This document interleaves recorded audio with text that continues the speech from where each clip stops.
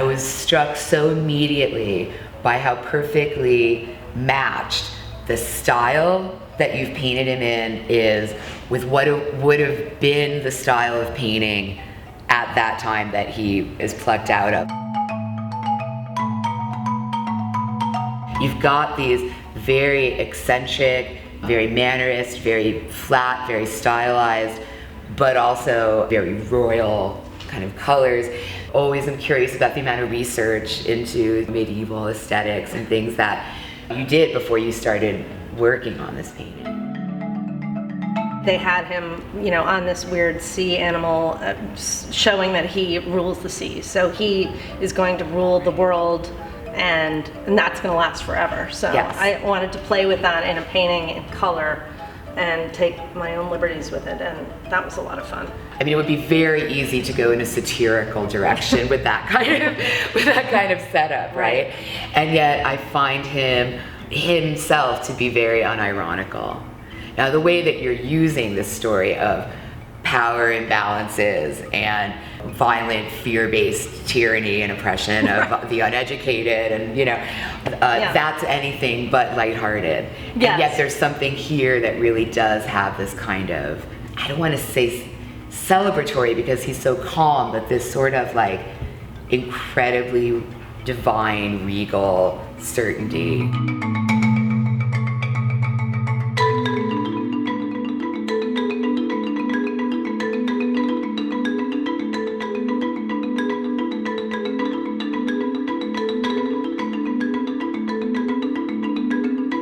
I'm really drawn to the different use of the materials and the introduction of spray paint, but I first really want to talk about why map painting became a part of this kind of overall series, because there's the political figures, there's the mythology and the allegorical creatures that we think about, but mapping of that time might not be as common to see.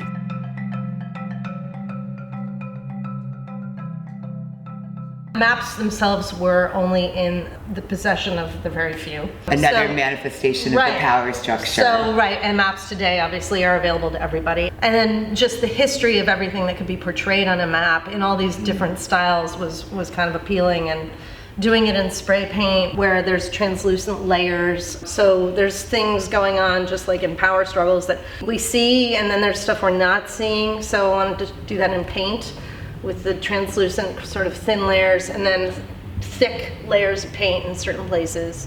Because I know like these kinds of moments are referred back to, the way that fortresses and sort of like conflict outbreaks would be rendered in a more conventionally drawn map. Yes, historical map, right. So little clusters like that definitely refer to those. So playing with all that language was kind of fun and very appealing, and maybe, and also a way for the map to bring the series through to the present. As a perfect understanding of the geography of the entire world would have been in the 15th century, yet it's immediately legible. Anybody could look at this and know that it's a map of the continents on either side of the Atlantic Ocean, and that's what's happening. So that kind of back and forth where it's obvious and yet completely kind of hidden. And I do love the spray paint. I think it's a way too of telegraphing a little bit that all of this work is also very much about today.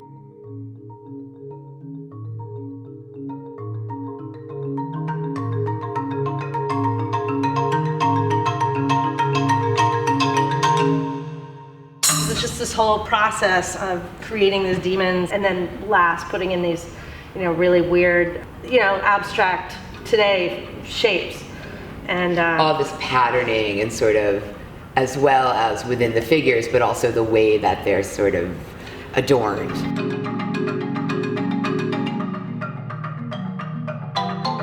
Playing with the colors too, that the demons represent, maybe fears we might have had 600 years ago. We would have been fearful of all of these creatures, and really they're sort of cute and adorable and now we're colorful all like, and beautiful, and playing with brightness and dullness. The tension of them being in this empty space was kind of too tantalizing. I needed to keep that. It's been blocked out with these sort of preparatory grid moments.